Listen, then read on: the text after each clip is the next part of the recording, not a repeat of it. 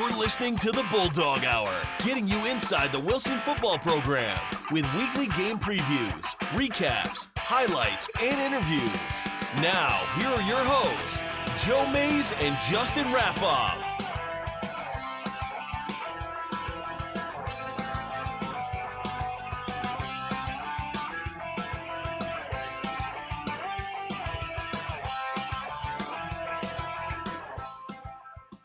Good evening, everyone, and welcome back to the Bulldog Hour. I'm one of your hosts, Joe Mays, and sitting next to me back in the studio is my co-host, Justin Raffoff. Yeah, it's great to be back, and it's great to be back in studio as well. Yeah. Do you know why it's extra good to be back this week, Justin? Because the Eagles won today? No, it has nothing to do with professional football, and certainly after yesterday, nothing to do at I just wanted to get that. Yeah, I wasn't going to bring up the college football, but I figured I'd bring up the professional football today because, like I mentioned after week one, I wasn't sure how many times I'd get to bring that up this year. Right. So, no, obviously we love doing this show after a victory, which is always a huge positive. Yeah. But not only are we doing this show after a victory, we're doing this show after 2 victories in a row, which is crazy enough, the first time that's happened this year. It's a win streak. It's a winning streak, right? And hopefully the winning streak will continue as the Bulldogs try to make it 3 in a row this coming Friday evening down in Lebanon against Cedar Crest. And we will have a lot more about the Falcons towards the end of the show. And as you mentioned beforehand, with the result in Landisville on Friday night, the preview of the Falcons is a little bit more interesting than maybe we thought it would be a week ago. Yeah, so, you start to get this idea of where things might be. Now, that being said, like you've been preaching for a couple weeks now that, like, you take a look at scores around the district and at a lot of levels, but especially at 6A, and man, it is really tough to figure out what's going to happen from one week to the next, all over the place. We like to talk about that transitive property, and it just isn't.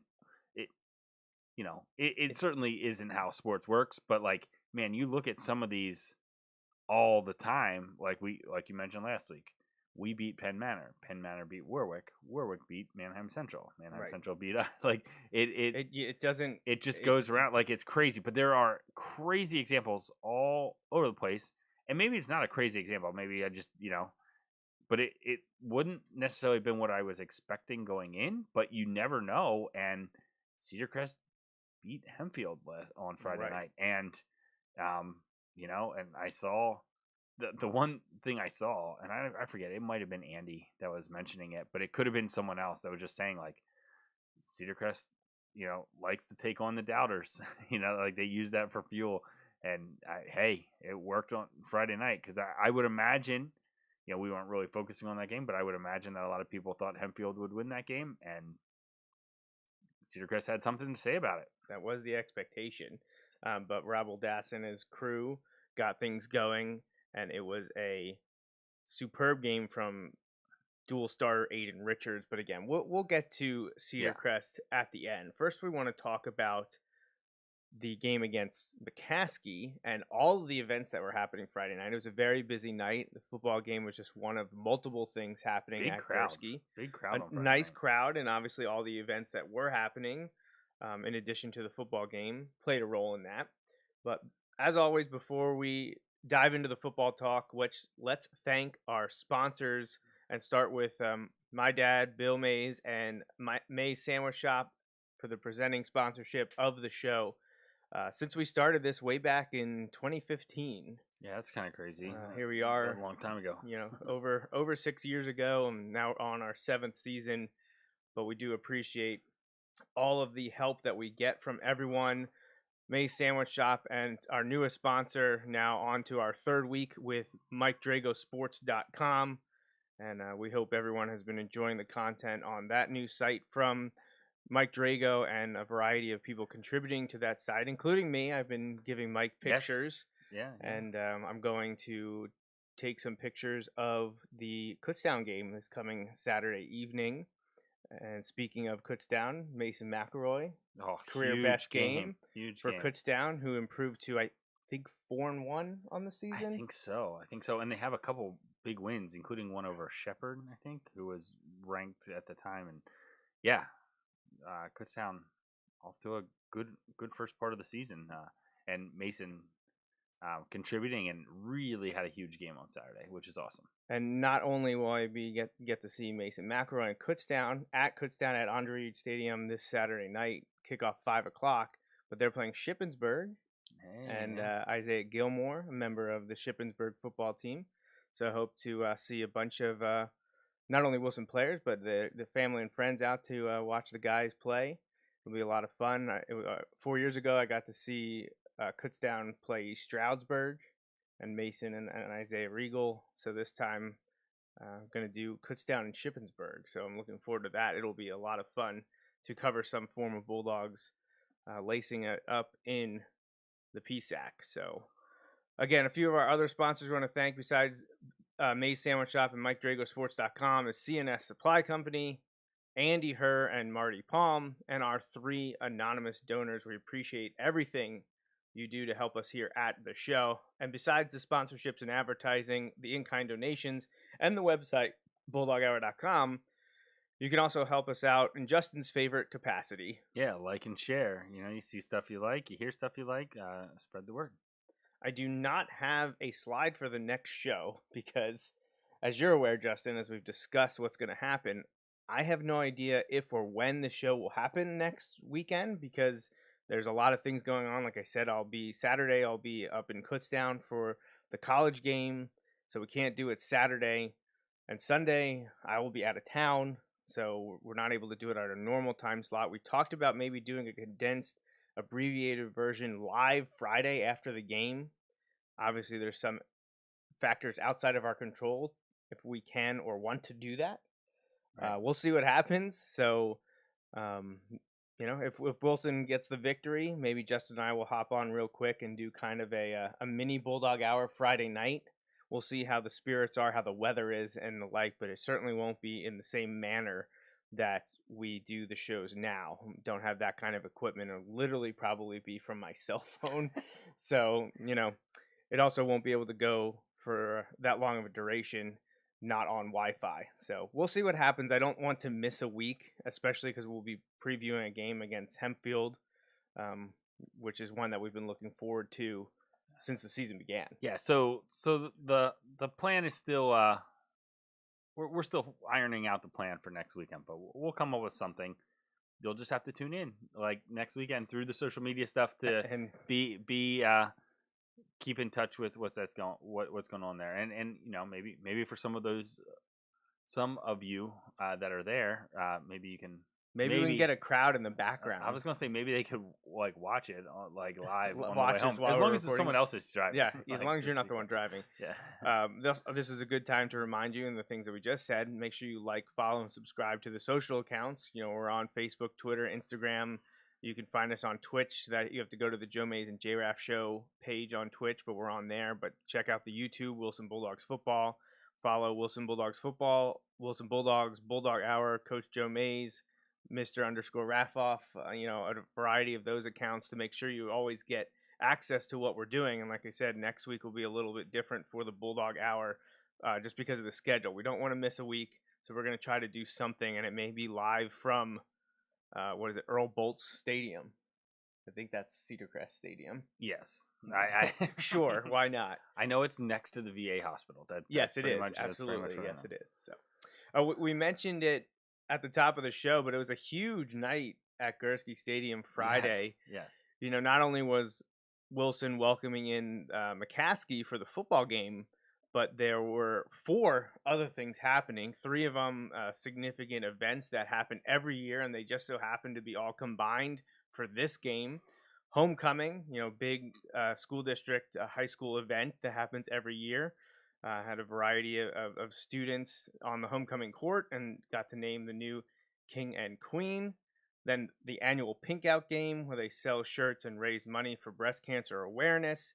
The team wore pink ribbons on the back of their helmets. I believe that was actually courtesy of the cheerleading squad. So we appreciate their contribution. And a lot of the players and coaches were wearing a variety of pink apparel. And then also Athletic Hall of Fame night, where 9 former Wilson athletes, coaches, administrators, people that have contributed in a large fashion to Wilson athletics were inducted to the Athletic Hall of Fame. It was a good ceremony. It was nice to see 8 of the 9 individuals were able to make it back, and I'm trying. I can't remember all of them off the top of my head. I don't know if you can, Justin. Maybe if I pull No, I can't name all of them, but I know some of them. Like the ones that stick out to me were a few that were students since I've been teaching, Right, which yeah. makes me feel old. A couple that I coached, which was kind of Does really that make cool to it? see. That really sets the tone, huh? Yeah, like I don't get, and it also makes me feel old. But I believe Nate Savoy was inducted. I don't think he was able to be there. Yeah, he was. But Nate Savoy, who He I was coached, inducted, not there, right? yes. I coached him for a couple years in water polo. Great swimmer as well, and went on and to swim at Penn State. And Danny Krigler, who I also coached in water polo, and then went on to Harvard and was a swimmer at Harvard, and talked about being like, you know, first team scholar All American at Harvard and stuff like that. That's just crazy. But 2 like great guys, you know, like and I say that just in that I have met and know some of the others, but those guys I know a little bit more. Well, right. You know, through that relationship you get when you coach and stuff, and just 2 great guys and great athletes, but you know, couldn't be happier for them. There's some other guys like Tyler Beck. I remember watching him play. Mm-hmm. You know, so you get the football guy in there. You get Nick Dragonette. I remember was an incredible wrestler. I think they mentioned he has the all-time wins record at Wilson. Dr. Fredericks was the superintendent when I went to Wilson, I believe. Yes. You know, so like just some of those things. Kim Schaefer, who I don't know real well, but I know she was a student when I was teaching, but her mom taught up until a year or 2 ago For a when while, she retired. long time at Wilson. Just you know, lots of ties there. I know a bunch of the kids I have in class were talking about Coach Baldino. You know, from the girls soccer team, they were talking about him and him being there. And I think Coach Fick had the girls go to like the actual like ceremony they have like beforehand or something to show up after practice, something like that. So all of those were just really cool. Like I said, I had more personal connection with a couple of them, but then there was also a cool name to see there, and I don't know him, but I knew this ahead of time, right? But I didn't know, like I don't know him personally or anything. But Doug Ertz was elected as well, and I think you mentioned right the most famous Ertz. Right? Yeah, the most famous of all Ertz, Doug Ertz, incredible talent. I posted years ago, I guess almost 4 years ago when the Eagles were in the Super Bowl. Right. You know, leading up to the game between the Eagles and the Patriots, I posted about Zach Ertz, the Eagles tight end, current Eagles tight end, and he's been there 8 seasons or something like that. It's longer than he's been there a while. Yeah, he's been there a while. I posted. It actually forced me to go through and research the teams that Doug Ertz was on, and I posted that on BulldogHour.com. And then I thought I would have some fun on Friday night posting about, you know, that Doug Ertz is clearly the most famous of the Ertz family. Right. Of course he is. You know, why wouldn't he be? He's a Wilson football player. Right, exactly. And I was just like, you know what? I'm gonna go ahead and I'm going to tag Zach Ertz in my post because I don't know how much contact they have. Or it's like, hey, you know, right? Hey Zach, I'm going and getting inducted into the High School Hall of Fame tonight. Right. Hey, I know you have a game this weekend, right? But right. So it was fun because like as soon as I posted it, Zach Ertz liked the tweet. So I was like, oh, okay, he saw it. That's good. I hope he got to see and enjoy the pictures of his dad getting inducted to the Wilson Hall of Fame. But yeah, you kind of mentioned it, but I'll do the run through. And if you're watching this stream live, I have one of the pictures I took. I know you can't really see their faces, but 8 of the 9 inductees were able to attend. Bob Baldino, Tyler Beck, Danny Krigler, Nick Dragonette, Doug Ertz, Dr. Lee T. Fredericks, Nate Savoy, who isn't pictured, then Kimberly Schaefer, and Scott Spatz. Like you said, you knew Right. about half of them. I would say I knew about half of them as well, or knew of them. Well, and that's one, like, I don't know Scott Spatz, like, directly, but, like, I've been to places a ton where he's been there. You know, like, I know, being around the baseball team. Yeah. His son was on the baseball team the last couple of years. And because he's, and this would make sense since he's going into the Athletic Hall of Fame, just his involvement in Wilson sports over the years, like, we've been in the same areas and working on some of the same things for a long time. So, like, Yep. Well, yeah, but it's an awesome time to just recognize, and like you said, it's kind of like the spectrum. You have, like, the standout athletes. You have, like, people who have just been coaches for a real long time. You have Dr. Fredericks, who, like, through other means that not many people get that perspective, but got the support and, help build foundations for the way the programs exist right now. Just those types of things it's cool to recognize that, and for them to get the recognition, not just from the school, but also at a big event like the homecoming game. Like, I know it just worked out that way this year, but that's kind of cool. Yes, absolutely. I know Scott Spatz. He's actually one of the frequent customer at the sandwich shop, Hey, and there I you know go. him through Westlawn Owls, and I was first Right. introduced to him from Well- coaching at Central. Yep. And but all 9 inductees, very deserving of the honor. Huge long list of accomplishments. You heard PA announcer Kevin Venino just going on forever about each of them, because they all had done so much while they're at Wilson as student athletes or coaches, administrators, and beyond. So congratulations again to those 9 individuals making up the class inducted to the Wilson Athletic Hall of Fame, which I believe it mentioned that Dr. Lee Fredericks was one of the guys that spearheaded creating the Athletic Hall of Fame. I think How I read appropriate. that. How So, appropriate. yeah, I think that makes a lot of sense. So congratulations to them again. So 3 huge things there to mention from the game Friday night. Another one, as you all probably noticed, if you're used to seeing Wilson wear red and white, that wasn't the only colors you saw from the Bulldogs on Friday night, as Wilson was selected to wear uniforms, camo uniforms, supporting and representing the Pennsylvania Army National Guard. The program was approached, and Coach Doms put it, kind of put it up to the players to decide. And of course, they jumped on that opportunity, because why wouldn't you? Right. It's not something that every team across the state gets to do. Just It was cool. It was cool hearing the players talk about it too. Yeah, and we'll get to that. Yep. We do ask them that in the interview. We do have an interview with the players coming up, and hopefully I got all the kinks worked out after last week. Although supposedly it went out over the air live, which is good. But I could not hear it here in the studio, but I think I fixed it. But if you are watching, you can see one set of pictures from the game. Very cool to see the guys rocking that. And I actually had the opportunity the night before to kind of do sort of a jersey reveal. I had teased it on Wednesday. Thursday, I got to photograph, I think it was 7 senior players with the full ensemble on at Gursky Stadium by the Gursky statue and at the gate entrance area, just to kind of say, hey, this is what the team's wearing Friday night. So come out and watch and see something different. And then you can see them in action there with those pictures against McCaskey from the game itself. So thank you to the Pennsylvania Army National Guard for selecting Wilson to do that, to wear these this week. It was a cool event. Everyone enjoyed wearing them. I think everyone enjoyed seeing them. And it's nice to have something different here and there.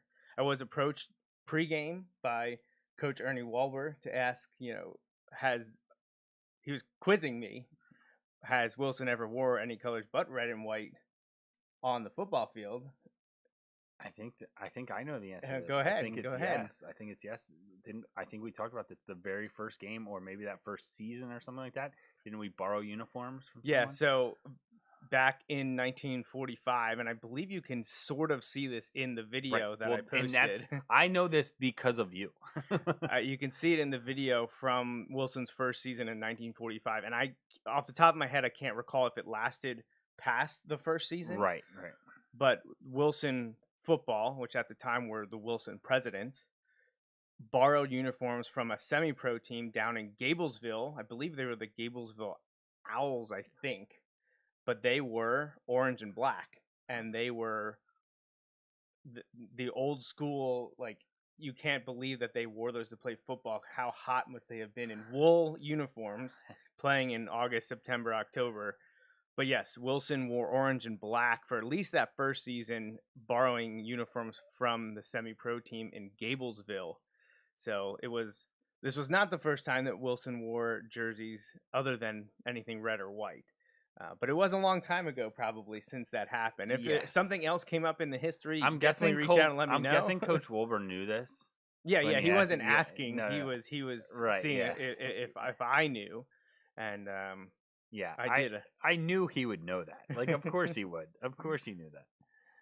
So, cool event. Very awesome that they got to participate in that. I've seen them hanging out there in the social media sphere over the last few years, and I Yeah. always thought it was cool. Every now and then you'll see him pop up. But honestly, I was like, that'll never happen here. I just didn't think it's something that, not because they wouldn't ask us, but I Right. just didn't think, I wasn't sure that they would be like, yeah, let's do that.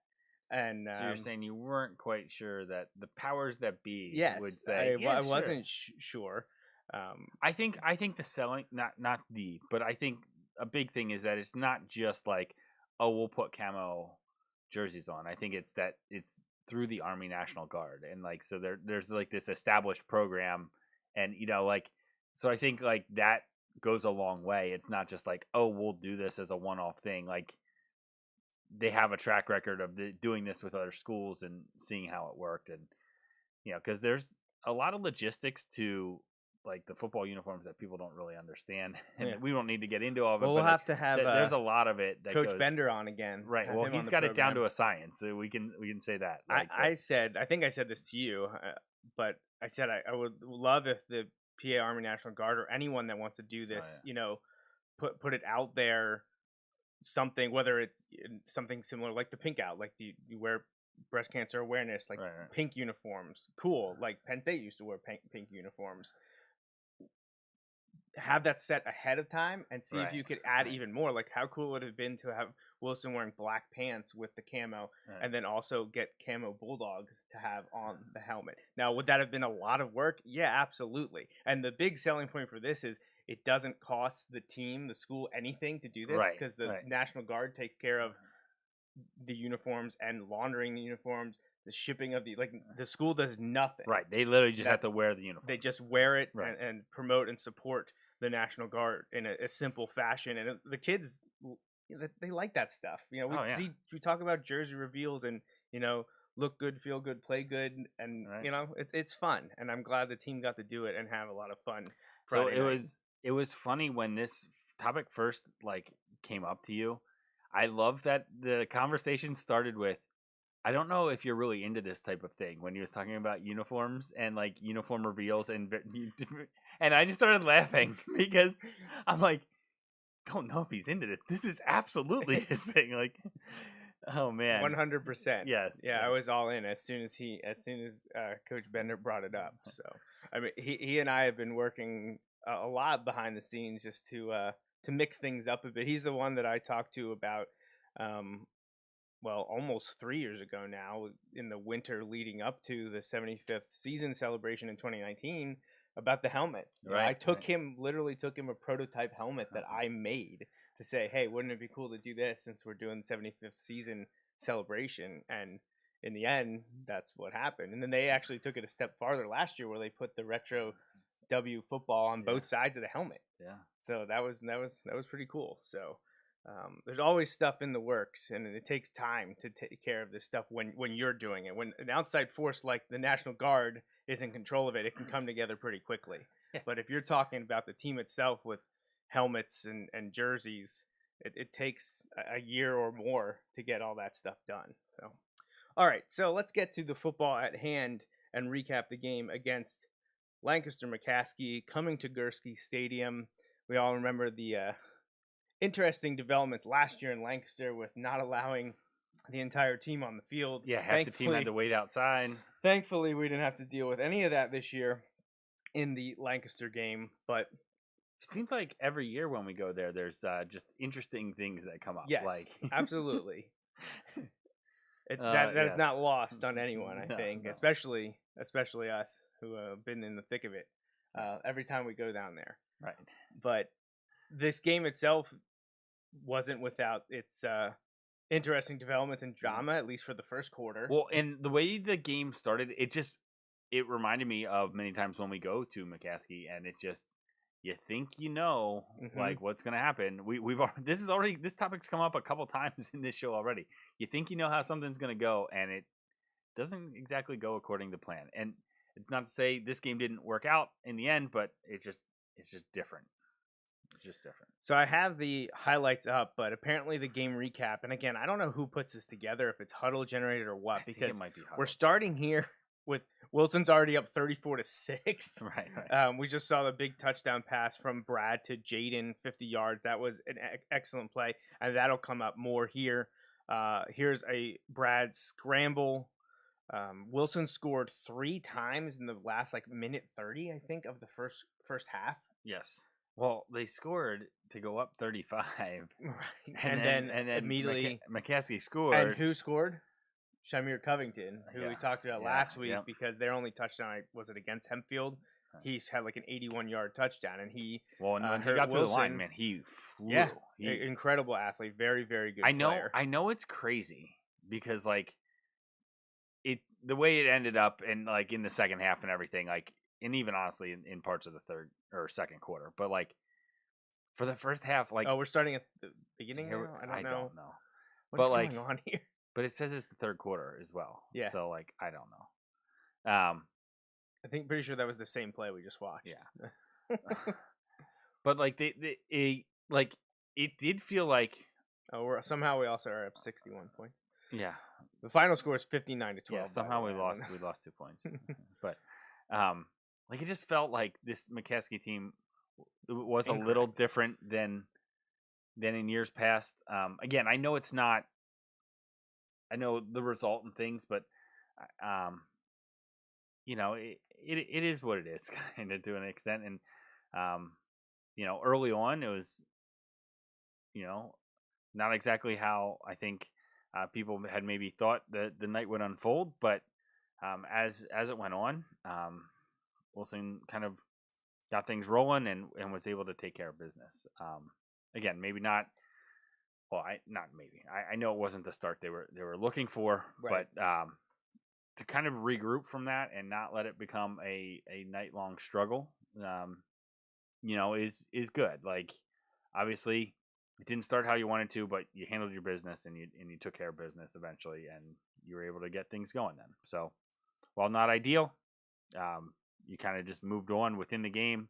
I think that shows signs of a team that's hopefully kind of moving in the right direction, where they didn't let one thing compound and make it worse into others, and they just kind of regrouped. And honestly, it didn't take them till the second half to regroup. That was, I'm gonna say, my worry, but I started thinking that as the first quarter's going on, I'm like, oh man, are we gonna have to limp into halftime, and then is this gonna be one of those? And I know you've referenced this before. I think it was at Warwick. This is a long time ago now. How Coach Dom's woke everyone up, let's say, at halftime, and it was almost a decade ago. Right, and the second half was very different.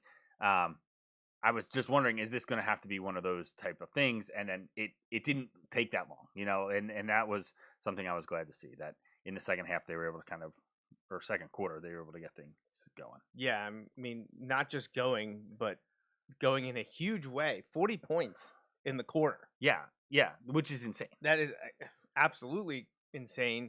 I don't have score breakdowns. I mean, I guess technically once I have every game write-up completed on Bulldog Hour, I could look into this, but is that the most points scored in a quarter ever by a Wilson team? It has to be close.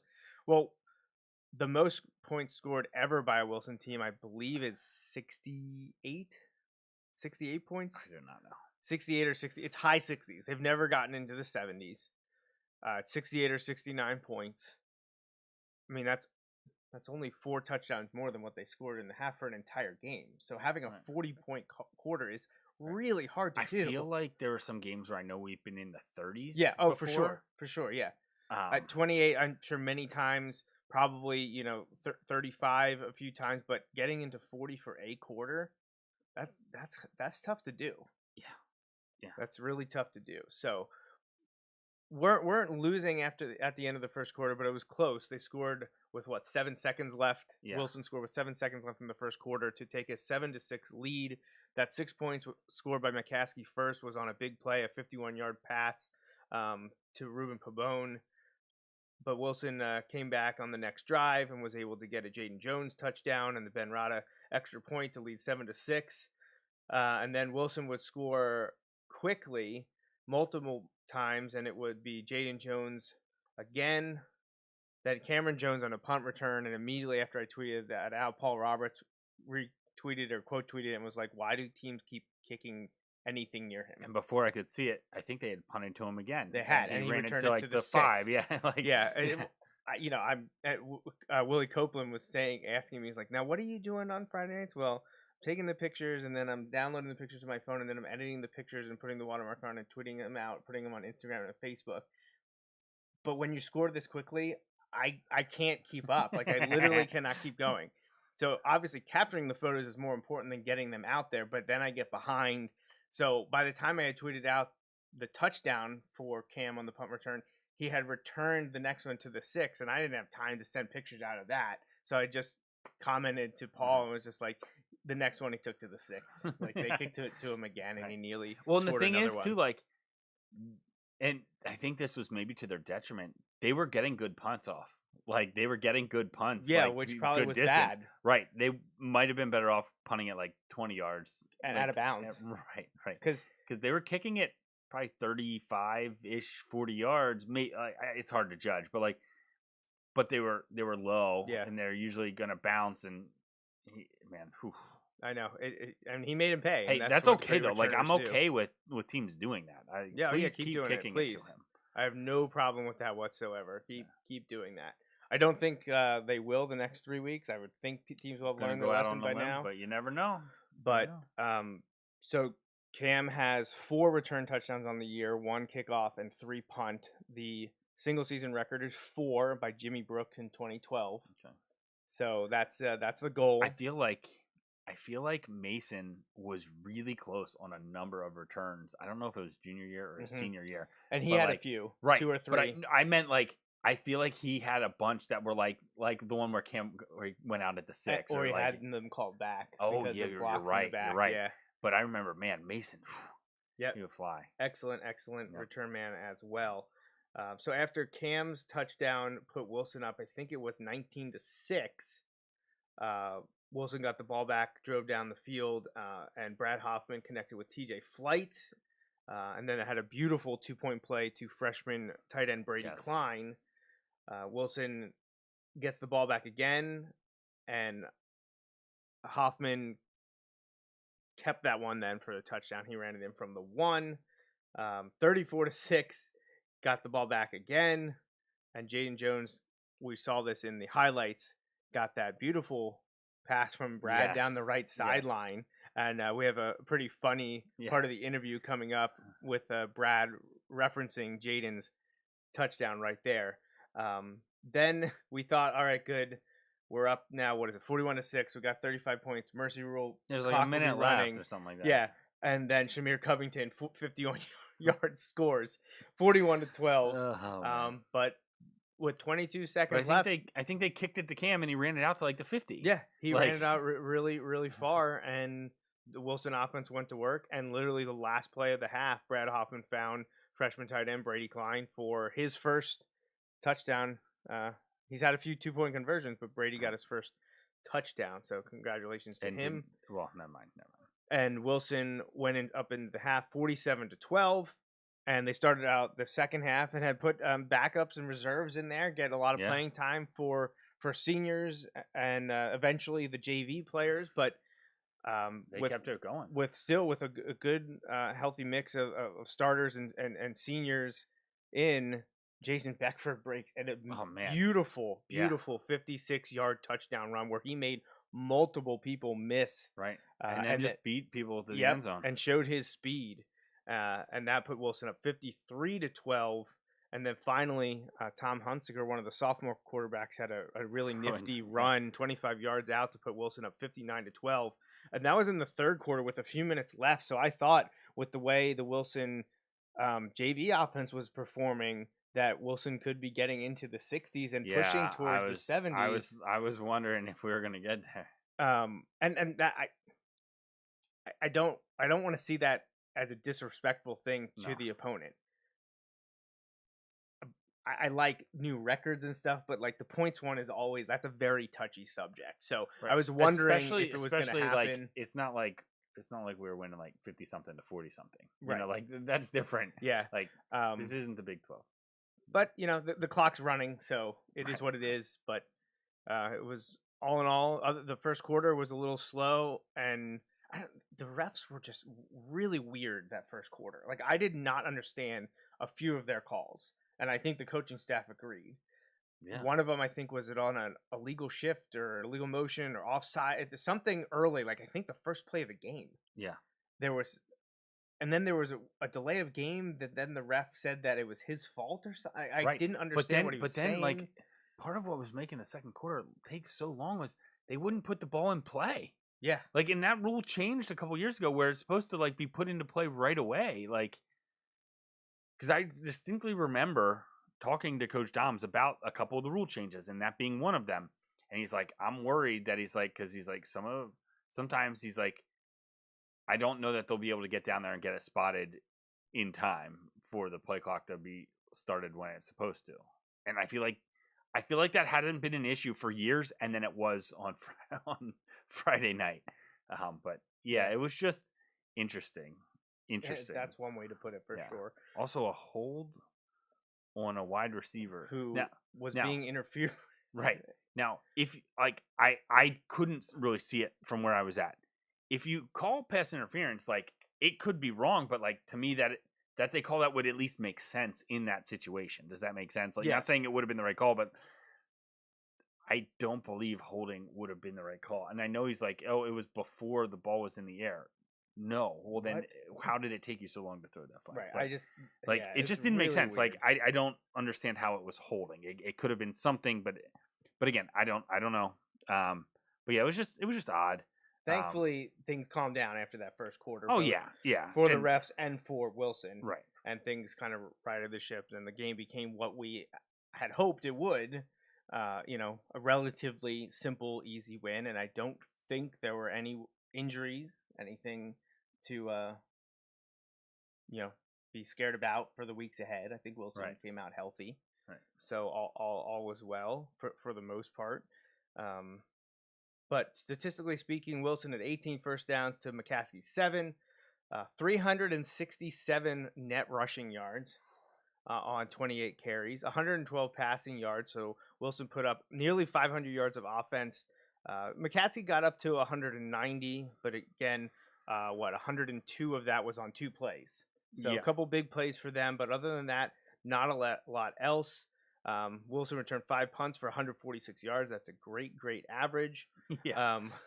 Wilson had the 1 interception, threw 2 interceptions, didn't have to punt at all.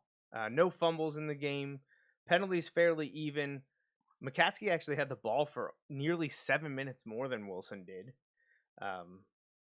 Here's one very important, sometimes overlooked, but 4 of 6 on third down. So it's huge. Clicking right there, looking good, and 5 of 6 in the red zone. And Wilson also had 3 sacks and did not get sacked at all. So all that kind of, you give those stats out and you're probably thinking, yeah, this team is going to win big, and that's exactly what happened. Just quickly, some individual statistics. Jason Beckford, the leading rusher, 87 yards net. He had the long touchdown around 56 yards. Brad Hoffman actually next with 83 rushing yards and a score. Tom Hunsaker in third, 68 yards and a touchdown. And then Jaden Jones, 9 rushes for 65 yards and 2 scores on the ground. Cameron Jones, not just a play maker on defense and special teams, also getting 1 carry in offense that went for 43 yards. Brad Hoffman completed 5 of 8 passes for 112 yards and 3 touchdowns, including that long 50-yarder to Jaden Jones. That was his only reception for Jones. Sean Dendall had a catch for 10 yards, and TJ Flight 2 for 44 and the score. So we see TJ back in the end zone after his 2-touchdown performance last weekend. Defensively speaking, Player of the game for that side of the ball probably would have been TJ Flight with his 3 tackles, 2 of them for loss and a pass breakup. It was nice to see the return of Josh Drake at safety, his first game since he went out injured at the beginning of the Exeter contest. He contributed 3.5 total tackles. The sacks were by Eli Rodriguez, Isaiah Cassius, and a half each from Jaden Garcia and Quinn Hatch. So all around, really good, strong team effort. And I know post-game, Coach Doms was incredibly happy and impressed with the way the backups and the JV played against McCaskey's varsity team. They played very, very well, both on offense and defense. It wasn't these, 3 and outs all the time as we're accustomed to seeing once you give some of the younger players an opportunity to play. They were there to play, scored a few touchdowns, defense made a well few too. defensive stops. So yes, Coach Dom's very happy about that, because I know you and I have been there post game where those younger guys would give up a few touchdowns. we can't, let up when we've heard that speech how many times, but that wasn't the case Friday night. No, so congratulations to a full team effort Friday evening. So now our player of the game, again, really tough, and as Justin and I have said multiple times this year, basically every week it could go to one or both of the Jones brothers. And again, like Jaden, well, and the crazy touchdowns, Cam punt return touchdown. Jaden didn't have as many rushing yards, but like part of that's because Cam kept returning it deep into the dare. And they worked on the passing game a little bit here. Jaden got a reception touchdown, a great receiving touchdown. Cam had the punt return touchdown. So not to overlook what Cam and Jaden did by any means, but a couple weeks ago or a couple times this year, we thought that this guy could maybe get player of the game, and we may have overlooked or passed him up for something else for whatever reason. There's no rhyme or reason to what we do here on the show. I mean, you guys should know that by now. I'm sure they've picked up on that. We're well aware. So we just kind of put our heads together and say, this is just what we're feeling. And what we're feeling this week is we're going to give this one to senior quarterback Brad Hoffman. He had 3 passing touchdowns, all well and good. He also had the one on the ground. I believe it was the second leading rusher. But I think overcoming the slow start was what was best from him. He didn't get discouraged after throwing the early interceptions. He came back and played really well. And for that reason, we're going to give him the Player of the Game award for the victory against McCaskey. So great game from a variety of Bulldogs, but Brad Hoffman gets the call this week. So before we move on and finish up with our Cedar Crest preview, let's take a listen to interviews done with 4 of our Wilson players following the game against McCaskey Friday night. All right, we're joined post-game now with a few of the players after Wilson's victory over McCaskey, 59-12. Guys, a big offensive output, but things started a little slow. What was it like in the first quarter? What were the issues going on? Tell us what happened those first 12 minutes.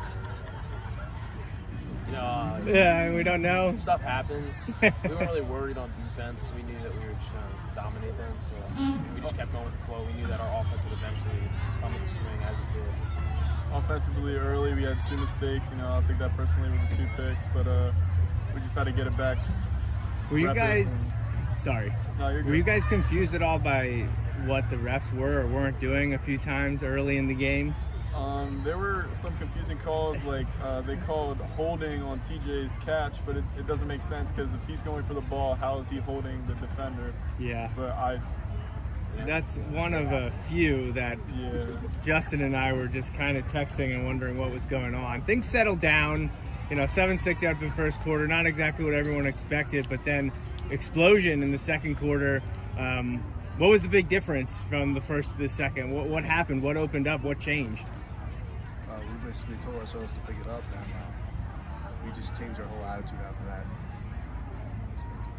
I know I didn't play offense this game, but our O-line started to dominate. Our defense kept doing what they were doing. Our defense played well all game. I made a mistake early on. I'll take that on me. We played a fairly solid game overall besides 2 plays. And Josh, what did it feel like to be back on the field after missing the last few weeks? Missing 3 and 3/4 of the game, it stinks.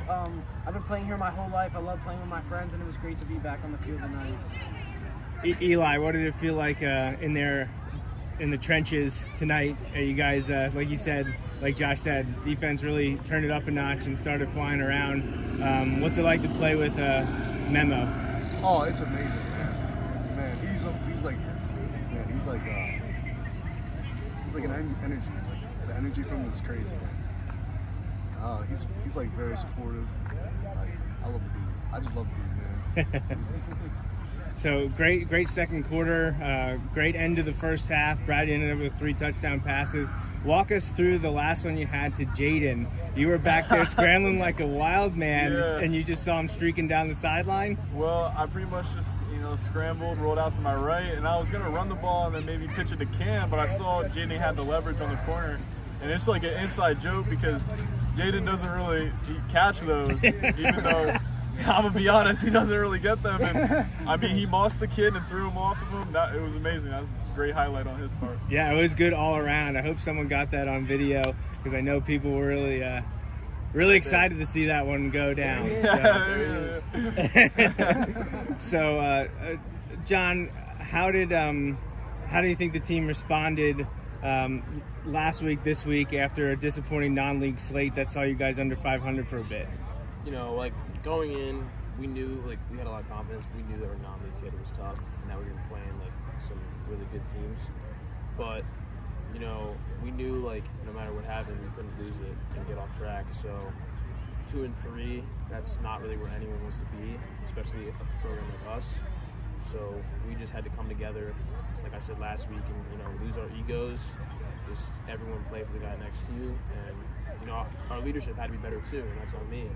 So I think we're rolling now, and the 1-0 mentality, That's right. Well, we like to hear that. Now, there was a lot going on tonight, a lot of external distractions, homecoming, pink out, crazy stuff. But I know you guys were excited all week about these uniforms you've got on. Tell us, how did that come about? What did Coach Dom say to you? Did he offer you the opportunity? What was it all about? Well, he pretty much presented, the opportunity to us, saying, do you guys want to wear these jerseys, represent our troops? And we say, yeah, of course we do. And I mean, they're nice. I mean, it fits They've well. grown on me personally. At first I'm like, I don't know, but now that I'm wearing them, I love them. These are terrible. It took 3 people to get it on me, and I'm not even that big. It's like a dress on Exactly. They're tight, huh? They're so form-fitting. They look good. They look good. For me, man, Yeah, they're loose on me. It fits me. All right, guys. Well, thanks for joining us here. Good luck in your preparation for Cedar Crest and that 1-0 mentality. Get another one at Lebanon next week. Get your record up there to 5-3 against the Falcons, possibly next Friday night. And, onwards to that undefeated run in section play. So congratulations on the victory. Good luck next week. Thank you. Thank you. Go Dogs. All right, so that was our interview with the guys after the game, the victory. Honest, forthright, up front. I think it was good to hear them talk about some of the issues they had at the beginning, and maybe so far this season, and also about what it meant to wear those National Guard uniforms. Yeah, I think one of the things that stood out to me, and I mentioned this to you, was we've heard from Coach and from some of the players, about increased accountability at various points this season through some of the ups and downs, and I feel like that was kind of reflected in their responses to some of the questions. The game didn't start how we wanted to, and a couple of the guys owned it. They were just like, I say a couple guys, I felt like the guys owned it. They were pretty much like, yeah, that's my mistake. But they didn't let that, and we mentioned this, they didn't let it drag on and drag on and drag on. No, they collected themselves and played better. And that's literally all you can expect, ask. Would it be great to go out there and be perfect? Absolutely. But that's probably not going to happen. So what you have to do is ride the lows, ride it out, get back and don't make the same mistake. Get better and be better the next time for the next play. Take it one play at a time. I sent you, we were talking about uniforms earlier. I sent you that one helmet and on the back where, sometimes they have the different messages. It says, do your job. And I'm like, we talk about it all the time. But just, do your job. And the guys, I feel did that late first quarter into the second quarter. And then they talked about it at post game, just getting it together and playing better. Like that's the only way. You want to move past those mistakes. The only way to move past those mistakes is to play better, and they did. And so, you know what? Look at those, figure out what went wrong, and use that to help you get ready for this week as we get ready for Cedar Crest. Yeah, and this week on the road again, traveling to Lebanon to take on Cedar Crest. And the Falcons were not expected to be a threat in the Section 1 race. They got off to a 2-0 start, shutout victory over Lebanon, 38-0, and the Cedars are really struggling this year. They may be struggling more than any team in LL League this year. I think they have not yet won a game. They more often than not struggled to score points. They've been shut out 4 times. This season, including this past week. And one other game had 6 points. Right. So against McCaskey. Yeah, they lost to McCaskey 60-6. They lost to Octorara 54-0. So yeah, Lebanon definitely struggling. Cedar Crest got them 38-0 in week 1. The Falcons also got to beat Gettysburg, who's having a strong year in 5A, and is a possible playoff team. They beat them 52-14. Cedar Crest did go on the road then to the Mid-Penn to take on Carlisle, and they got shut out by Carlisle 45-0. So this was the start of a 3-game losing streak for Cedar Crest, including a loss to Elizabethtown 13-12 before a big blowout loss at Manheim Township in Neffsville 42-7. But they were able to end that 3-game losing streak in surprise fashion in Landisville Friday night, beating Hempfield 20-13. And Justin, you mentioned it at the top of the show. This is just every week there's at least one game that shows that you don't know what's going to happen. Did they lose a game too on the 17th in November? I'm guessing. Because I see them as like 3-3 there, right? Oh, you know what? They didn't get to play a week. Right. So they lost the game. Yes, they're missing a game. Yeah, Okay. so they're 3-3. Their game on the 17th, which I do not recall who that was supposed to be against. They missed a game. They had an off week, and I don't know if that was something going on with them or their opponent. Right. But Cedar Crest did not play the week of Friday, September 17th. So they are 3-3 at this point. But the win against Hempfield and on the road too. By the way, and this we talked about that Hempfield thing. I know we'll talk more about them next week and whatever that show looks like, but remember, Hempfield beat Exeter. Yes. So Hempfield beat Exeter. Hempfield loses to Cedar Crest. But so don't try to understand it. It doesn't make sense this year. It really the only doesn't. thing you can do is be ready for the game on Friday night to handle your business, knowing that if you're not ready to play, this team is good enough to beat you. That's how you have to look at it. You heard one of this season's captains, John Ramsey, talk about bringing in the James Franklin, and it's not just a Penn State thing. It's just he's been sending that out, tweeting that, social media want to know week by week. We hear it from the coaches and the players every year because the coaches tell the players every year, you take it 1 week at a time. Do not look ahead and do not continue to look back at your victories. It only matters what's coming up right here and right now. And that should be a huge wake-up call for the team entering the Cedar Crest week, because we knew looking at it that we thought that these 3 games leading up to Hempfield Township should be relatively easy games if you're focused and you're ready to go. Them beating Hempfield should be an immediate bell ringing that you cannot take this game for granted and think that you're just going to go to Lebanon and beat Cedar Crest. So just real quick, I'm seeing it over your shoulder. The game they lost was the Mifflin game. They lost the Mifflin game, and Mifflin picked up Harrisburg. Right. Sorry, not to get sidetracked, but that's what that game was. Yeah. So and the dates may have been messed up on that schedule because the Mifflin game was supposed to be week 3. September 10th, according to this one. The Carlisle game was supposed to be the 17th. So no matter what, they didn't get to play Mifflin, and that would have been something. We saw Mifflin absolutely manhandle Exeter this past week. I can only imagine what they would have done to Cedar Crest. But again, I guess hey, any given Friday, You never know. you never know what's going to happen. You never know. But to be honest, with Mifflin right now, you kind of feel like you know. Yeah, I mean, I went on Mike Drago's podcast last week.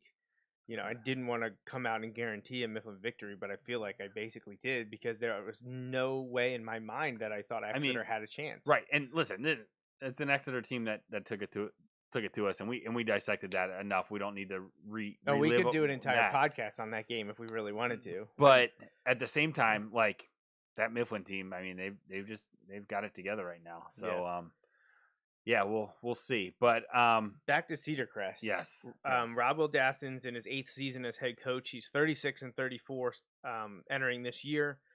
Last year, Cedar Crest struggled a bit, 2-5 overall. Wilson got the best of them, and I should have pulled this up, but I think all time Wilson is, I want to say like 47-4-1 or something like that. All time against Cedar Crest, and it comes up every year. I know it's like beating a dead horse. I was on two teams that lost 2 of those 4 games. So that was at the peak of what Cedar Crest apparently could be in 2000 and 2001. Great multiple teams. Power 5 D1 players will do that for your roster. Yeah. A few years prior to that, I want to say, was it maybe 95, somewhere around there, mid-90s, was another one of Wilson's loss to Cedar Crest, and that actually happened in the playoffs, and it was just 2 weeks after Wilson beat Cedar Crest in the regular season. So Wilson lost one of the matchups to the Falcons in the playoffs, and then Wilson lost back-to-back years to the Falcons in 2000 and 2001. The 2001 was a shutout loss, which I believe was the last time Wilson was ever shut out, was that game in 2001. So I believe it's been 20 years since Wilson's been shut out, at least at home. That was because that game was at Gursky. So by and large, Wilson always gets the better of Cedar Crest, more often than not. But this is a big one. If you want any shot at the second season, making that playoffs and winning back-to-back section championships, you got to win this week, and you got to go on the road to do it. According to Jeff Reiner at Lancaster newspaper, LancasterOnline.com, the Falcons are running spread zone read, and defensively they sit in a 4-3. They do not bring back their quarterback, but they are returning their running back, and he's a good one. He's now a 3-year starter both ways. Running back, linebacker Aiden Richards, who I said had a big game against Hempfield last week. They also returned their best receiver in Ethan Heisey. And their quarterback, they're replacing Chris Dans, but Jay Huber is the guy, and he played some last year, so he has some experience, and now we're a few games into the season, so he's ready to go. They do bring back a lot overall, though. 9 out of 11 on offense. The 2 that they're missing, one is a quarterback, and the other is an offensive lineman. Aiden Richards at his linebacker spot is also flanked by another great one, Trayvon Zerby. So those are names to look out for. Richards and Zerby could cause some issues for the Wilson offensive line and running backs Gavin Leonard, Jaden Jones, and Jason Beckford. So, we'll see what happens. Definitely an eyebrow-raising result when that final score came in. I believe you pointed that out to me too. Yeah, well, usually late on Fridays, especially if Wilson wins, I feel like we're more apt to talking about results around, the league, district, maybe even state, just through text late on Friday. And, we're scrolling through. We usually talk about the Columbia game, if we see that score. Winner. Andy was at that game. Yes. Yeah. And I that one has a special place in my heart because they played Northern Lebanon, which is also a school I went to. Yeah. So, anyway, so we usually talk about that, but then I'm like, wait, Cedar Crest beat Hempfield. And then it's like, wait, Cedar Crest beat Hempfield. And I sent it to you, and we're like, okay. That's interesting. Yeah. That one's a surprise. Got our attention. And that one will mess up my predicted power ratings. Now, I didn't update it after last week's set of games. I obviously have yet to do it after this week's set of games, so I'll hopefully be able to get to that some night this week and update it and then do my predictions and see how, with all these results in for 2 more weeks, what changes. in terms of my expectations for the power ratings. Now, I had said, I believe on the show last week, that I do not believe Wilson losing a game and going 6-4 gets the Bulldogs in the playoffs. I really don't. I think they have to win out. So far they're 2-0 in those games that matter. They got this one against Cedar Crest, and then we'll talk about Hempfield and Township over the next few weeks. But they've done what they had to do so far, and hopefully they keep things going this week against Cedar Crest. Yeah, and that's all you can do is win your games and hope for the best. So you look at it and, hey, this team is obviously Cedar Crest is good enough to make you pay if you're not ready to play. Sitting there at 3-3, and I'm sure they want to try and get to that 4-3 mark. And they're going to be flying high after going on the road and beating and having confidence that like they can get the job done. Yeah, I mean, you better be ready to go Friday night. So. Yeah, and they have some horses that can get it done right, for them. And hopefully we can play more like we did in the second quarter and less like we did in the first quarter. And be ready to go from the start, because you don't want to find yourself, against a team that, like, they're already flying high, like you said. You don't want to help build that confidence up in the first quarter. No, don't give them an edge at all. Don't give them any glimmer of hope. Fire off the ball from the first snap, the first kick off, force a 3 and out, let them punt the cam, and game over, right? Yeah, and then we'll take care of business from there. Yeah, so I think that's about it. Any final thoughts? Anything else to say before we head out of here? No, just we've seen some of those improvements from week to week, even within the games. Let's continue to work on those improvements for this week. Yeah, and just a reminder, I don't know what form or fashion the Bulldog Hour will take next weekend. It'll probably be Friday if it's happening at all. It'll probably be relatively quick, but it will be live and very raw from Earl Bolt Stadium.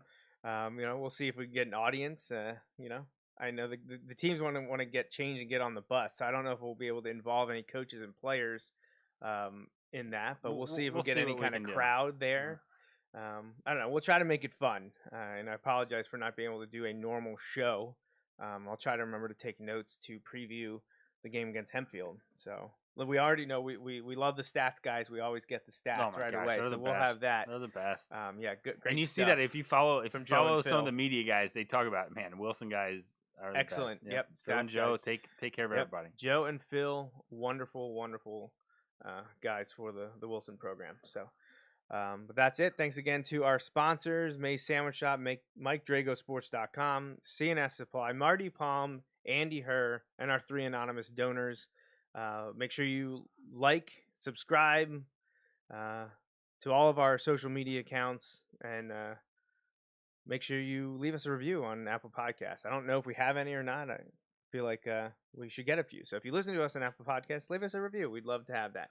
And always visit BulldogHour.com for pictures, history, and announcements for the Wilson football team. But until next time, he's Justin Raffoff. I'm Joe Mays. Thanks for listening. And remember, go Bulldogs. Thanks for listening to this week's episode of the Bulldog Hour. Want more Wilson football? Follow the show on Facebook, Twitter, and Instagram. Subscribe to the podcast on iTunes and SoundCloud. Or visit www.bulldoghour.com. The Bulldog Hour is a featured program on jmnjrradio.com.